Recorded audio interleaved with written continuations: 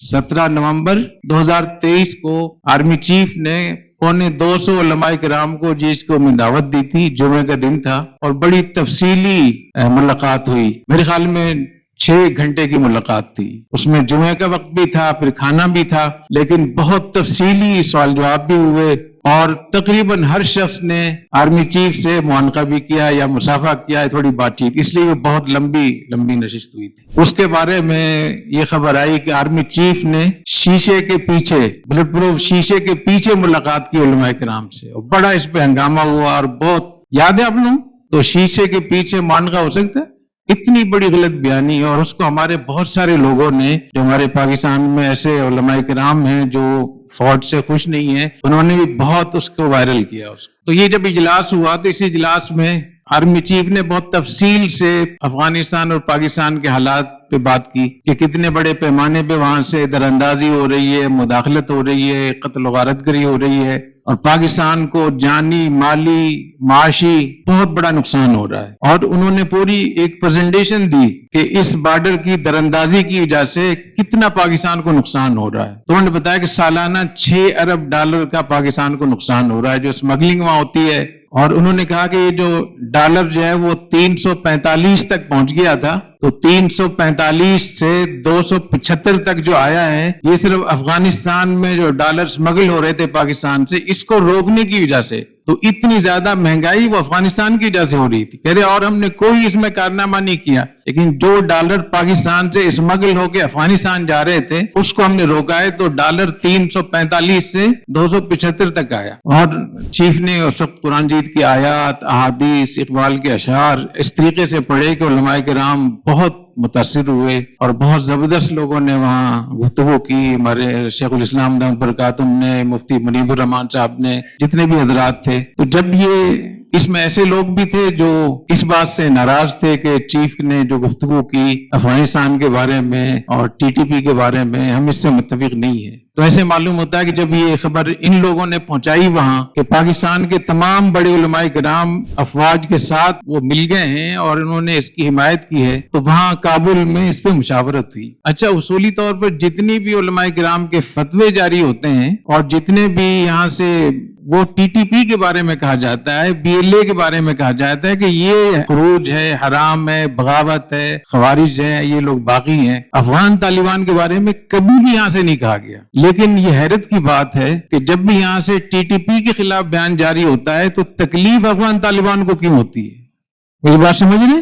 तो होना ही चाहिए था कि टीटीपी का इजलास होता कि हमारे खिलाफ पाकिस्तान के तमाम उलमा इकट्ठे हो गए, लेकिन काबुल में अफगान तालिबान ने इजलास किया इसके लिए। तो वहां मशवरे में किसी पाकिस्तानी मौलाना साहब ने, जो उसमें शरीक थे, उन्होंने उनको मशवरा दिया कि अब हमें बैनुल अक़वामी सतह के जो उलमा हैं उनको हमें बुलाना चाहिए अफगानिस्तान और उनसे अपनी हिमायत लेनी चाहिए। अल इत्तिहादुल आलमी लिल उलमा एक बहुत बड़ी तंजीम है जिसमें कतर और तुर्की, शाम, इराक और ये अफ्रीका के ममालिक हैं, मिस्र के मालिक हैं, सूडान के। तो इन हजरात को दावत दी जाए और फिर इन हजरात को दावत देने में उन्हीं मौलाना साहब ने इसको लीड किया जिन्होंने मशवरा दिया था, क्योंकि उनके इनसे साथी बहुत ताल्लुकात थे। ये अफगानिस्तान आए और इनको बहुत जबरदस्त प्रोटोकॉल दिया गया और इनको ऐसी कवरेज दी गई भरपूर तरीके से कि ऐसा लग रहा था जैसे पूरा आलम, दुनिया के तमाम उलमा अफगानिस्तान के ऊपर आ गए हैं और उन्होंने इनके 100% हिमायत की है। जब ये वफद चला कि इनकी सरबराही कर रहे थे डॉक्टर अली करादागी,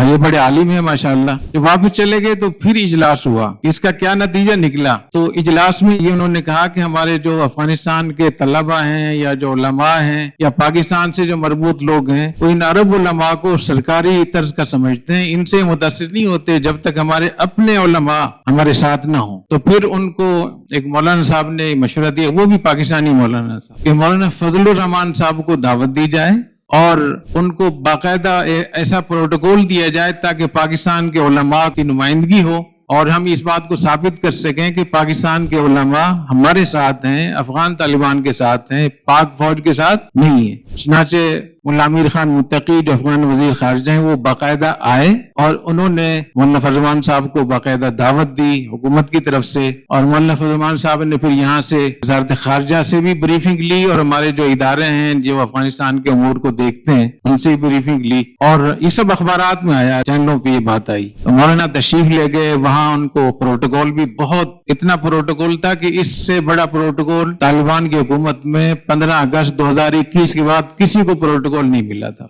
फिर वो कंधार भी वो गए, जब कंधार गए तो उस पर तमाम हमारे ज़राए इब्लाग में ये बात बड़ी तवातुर के साथ आई कि वहां पहली दफा शेख हिबतुल्लाह की मुलाकात किसी बैरूनी मेहमान से हो रही है। इससे पहले सिर्फ एक मेहमान से मुलाकात हुई थी, कतर के वजीर आजम आए थे, उसके बाद आज तक किसी से भी मुलाकात नहीं की उन्होंने। तो ये जो दौरा है इसकी बड़ी अहमियत है और गैर मामूली इसके नताइज होंगे। जब मौलाना वापस तशरीफ लाए तो जो अखबारात में खबरें छपी कि मौलाना ने वापस आकर यहाँ जो बताया वजारत खारजा को, जो भी मसूलीन थे, जिम्मेदारान थे, कि वहाँ बहुत अच्छी गुफ्तगू हुई है, उन्होंने बहुत अच्छी बातें की हैं, और उसमें ये भी कि जो चीजें यहाँ छपी हैं, यानी बीबीसी में भी ये छपाई की मुलाकात हुई शेख हिबतुल्लाह से। शेख हिबतुल्लाह ने बरात का ऐलान किया है टीटीपी से। वो कह रहे हैं कि ये भत्ताखोर हैं या रामखोर हैं, ये फासिक फाजिर हैं, हमारा इनसे कोई ताल्लुक नहीं है। तो ये एक ब्रीफिंग दीजिए हम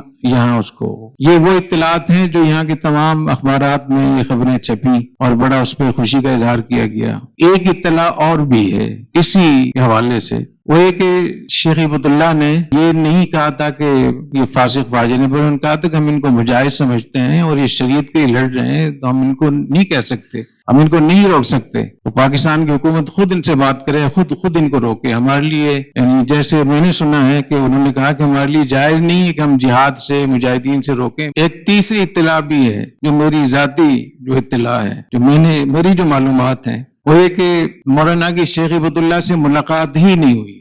उन लोगों ने शेख हिबतुल्लाह से मुलाकात ही नहीं करवाई, और जिन लोगों से मुलाकात हुई मौलाना फजमान साहब की, उनमें इर्तिबात खारजा के मुल्ला आगा साहब थे, और उनकी एक शूरा है खास शूरा शेख हिबतुल्लाह की, उसमें मौलाना उमर खत्ताबी साहब हैं, मौलाना जाफरानी साहब हैं, मौलाना उबैदुर रहमान साहब। इन 4 हजरात से मौलाना की मुलाकात हुई जो मेरी इत्तला है। अच्छा, मेरे इल्म में ये भी नहीं है कहीं मौलाना ने खुद इसका दावा किया हो कि मेरी शेख हिबतुल्लाह से मुलाकात हुई है, मेरे इल्म में नहीं है किसी भी उसमें कि मौलाना ने ये की। लेकिन जो अखबारात में खबरें आई बीबीसी वगैरह में, वो ये थी कि मौलाना की उनसे मुलाकात हुई। उसका फिर ये असर हुआ कि जब यहाँ मुख्तलिफ बयानात हुए बड़ी सतह पे, तो वो जो 17 नवंबर को आर्मी चीफ के साथ मीटिंग हुई थी उलमाए किराम की, उसके बिलमुकाबिल ये भी आ गया। पहले तो अल इत्तेहादुल आलमी लिल उलमा का जो विजिट था वो 2 दिसंबर को था, यानी 17 नवंबर को GHQ में इजलास हुआ और 2 दिसंबर को अल इत्तेहादुल आलमी, यानी 15 दिन के बाद,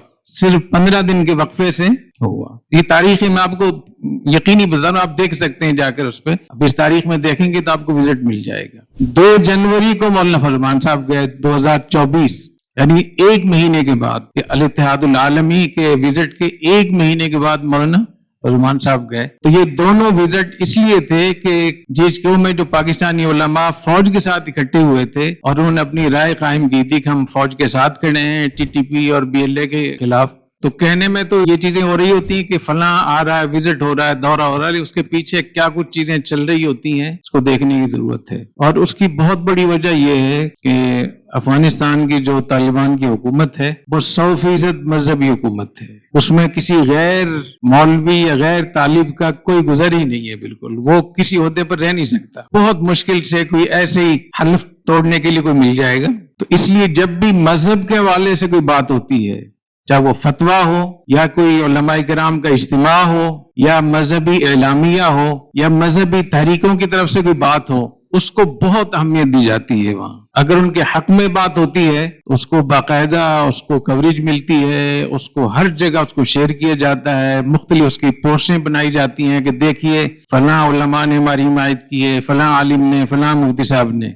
और अगर उनके खिलाफ बात चली जाए अफगानिस्तान के तालिबान के खिलाफ, तो काबुल में और कंधार में जलजला आ जाता है। काबुल कंधार हिल रहा होता है, बहुत सख्त परेशान होते हैं। इसके लिए वो पूरी कोशिश करते हैं। उनका ये ख्याल है कि हमारे पास जितने भी कारकुन हैं, जितने भी जंगजू हैं, लड़ने वाले लोग हैं, वो तो सारे मजहब की बुनियाद पे हैं। अगर उलमा इकट्ठे होकर कोई फतवा देते हैं हमारे खिलाफ या हम पे कोई नसीहत करते हैं कि आप गलत काम कर रहे हैं, तो उनको ये अंदेशा है कि हमारी बुनियाद खत्म हो जाएगी इससे। तो फिर इस पे मुशावरत हुई कि जो इतने ज्यादा हमले हो रहे हैं टीटीपी के, तो हमें तमाम मकातिब फिक्र के उलमा को इकट्ठा करना चाहिए और दोबारा से पैगाम पाकिस्तान की तजदीद करनी चाहिए और आर्मी चीफ खुद उनसे बात करें ताकि उनके सामने सही सूरत हाल सामने आए। तो वो जो 10 दिसंबर 2025 को जो इजलास हुआ इस्लामाबाद में, इसमें जामिया के असातिज़ा भी गए, कुछ तलबा को भी मौका मिला होगा शिरकत का, तो वहाँ जो माहौल था, फील्ड मार्शल साहब ने जिस तरीके से गुफ्तगू की, कुरान की आयतें पढ़ी, हदीसें पढ़ी, अल्लामा इकबाल के अशार पढ़े और जिस तरीके से उन्होंने इस्तिदलाल किया और टीटीपी के बारे में, अफगानिस्तान के बारे में, तालिबान के बारे में, मशरिक़ वस्ता, हरमैन शरीफैन, हिंदुस्तान, बहुत सारे मौज़ूआत पर उन्होंने बात की। वो बड़ा गैर मामूली उनका खिताब था और इतने ज्यादा लोग नारे लगाने लगे, उलमाए कराम खुशी में उछल गए कि फिर नारों का मुकाबला शुरू हो गया। अगर देवबंदी ने नारा लगाया है तो बरेलवी का नारा उससे ऊंचा, और फिर अहले हदीस का नारा उससे ऊंचा, और फिर अहले तशय्युअ का नारा उससे ऊंचा। तो अजीब गरीब वहां एक वो हंगामा हो गया था कि खुद फील्ड मार्शल साहब को कई दफा कहना पड़ा कि मेरी बात सुन लें, और जो स्टेट सेक्रेटरी था वो भी बार बार कहने लगा। तो इतना जबरदस्त लोग जज्बाती हो गए थे और इसको फिर कवरेज भी मिली। इस इजलास को, कॉन्फ्रेंस को, जो कन्वेंशन हुआ था उलमा मशाइख कॉन्फ्रेंस का, इसको बहुत बड़े पैमाने पे कवरेज मिली। जब इसकी कवरेज मिली तो वहां फिर इस पे बातचीत हुई कि हमें फिर इस पे कुछ करना चाहिए। तो अगले दिन ही उन्होंने 11, अगरचे उसमें लिखा 10 दिसंबर है, लेकिन 11 दिसंबर की शाम को वहां से एलामिया जारी होता है। उस एलामिया में उन्होंने ये कहा कि 1000 उलमा ने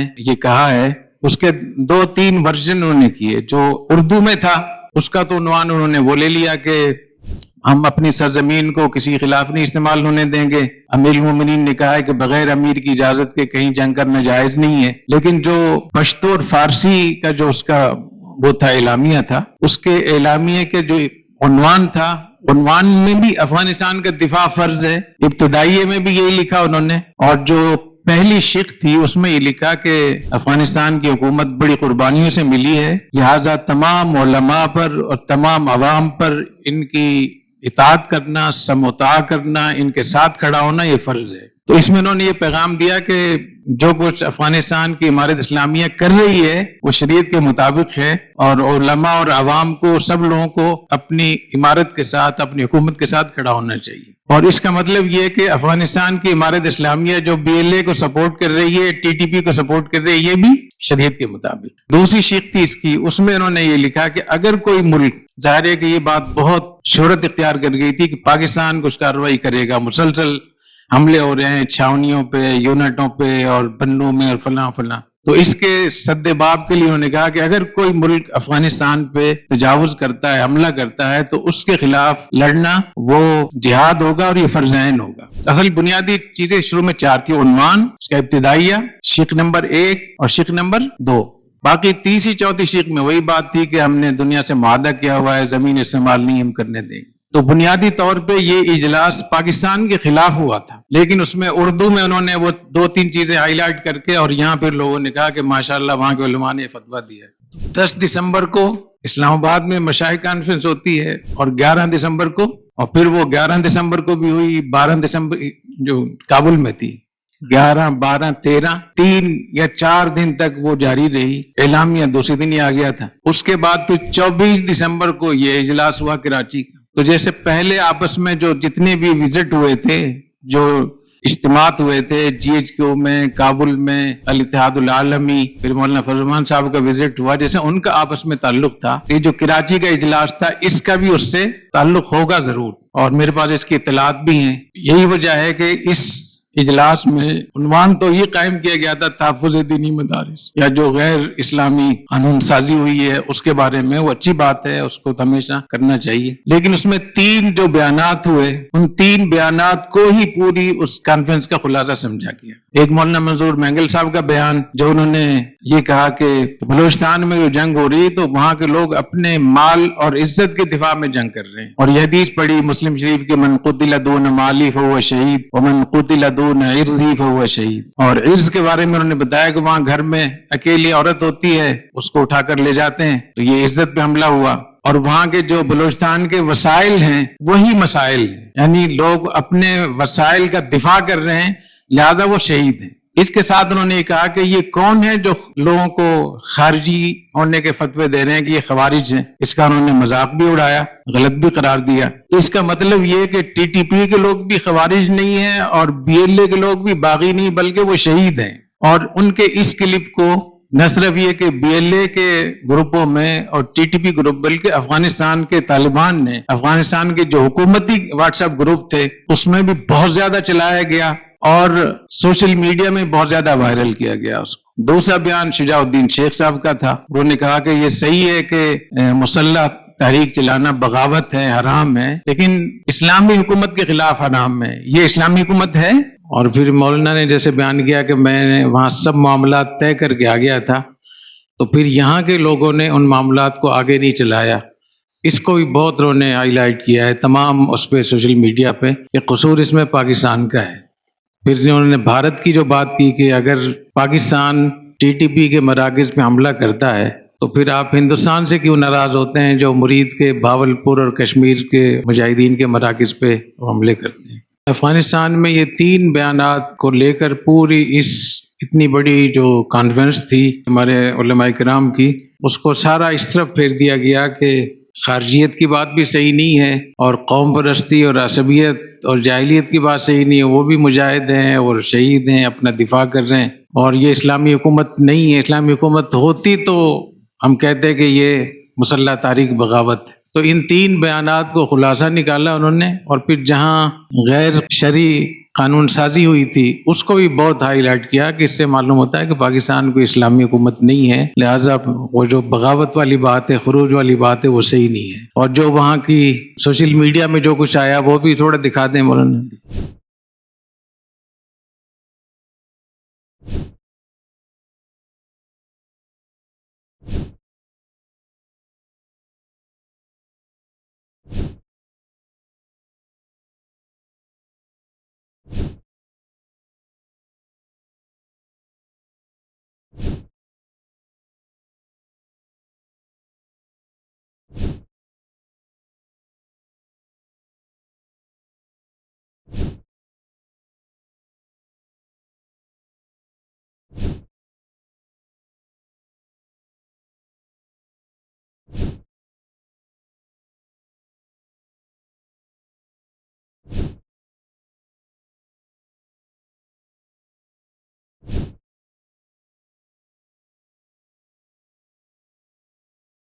میں آپ کو یہ بتانا چاہ رہا ہوں کہ اجتماع بھی بہت اچھا، عنوان بھی بہت اچھا، مجلس اتحاد امت کانفرنس، اس کا اعلامیہ بھی بہت اچھا، لیکن اس کا جو نتیجہ نکالا انہوں نے وہ نکالا جو آپ یہاں دیکھ رہے ہیں وہاں۔ اور وہاں لوگوں نے بتایا کہ یہاں 3 دن سے ایک جشن ہے کابل میں کہ لوگ اپنے کام چھوڑ کے اسی پہ لگے ہوئے ہیں کہ کتنا بڑا کام ہو گیا، کتنی بڑی ہماری حمایت ہوگی، ایک دوسرے کو دکھا رہے ہیں، مشورے ہو رہے ہیں اس پہ، اور پھر اس کو ایک دوسرے کو شیئر کر رہے ہیں، دیکھیں فلاں نے فلاں پیج پہ یہ لکھا ہوا ہے، انہوں نے یہ کیا ہے، اتنے اس کے ویوز ہیں، اتنی اس کی شیئرنگ ہے۔ تو آپ کی نصیحت کہاں گئی؟ نصیحت تو ایک ہی جملے میں تھی نا کہ افغانستان کو چاہیے کہ اپنی سرزمین پاکستان کے خلاف استعمال نہ ہونے دے، لیکن اس سے کیسے ہائی جیک کیا گیا اس پوری کانفرنس کو، اتنے بڑے بڑے علماء کرام کی شرکت کو کس طریقے سے انہوں نے استعمال کیا۔ تو اس میں آپ سے درخواست کروں گا کہ آپ ماشاءاللہ جوان ہیں، سمجھدار ہیں، جو کچھ آپ لوگوں نے یہاں دیکھا ہے آپ اس طریقے سے استعمال نہ ہو۔ ہمیں پس منظر بھی دیکھنا چاہیے، پیش منظر بھی دیکھنا چاہیے، اور ہماری بات سے کون فائدہ اٹھا رہا ہے، کون اس سے ہمیں کہاں بیچے گا جا کر، کیا ہمارے اس سے فائدہ اٹھائے گا، ہمیں اس کا بہت خیال رکھنا چاہیے۔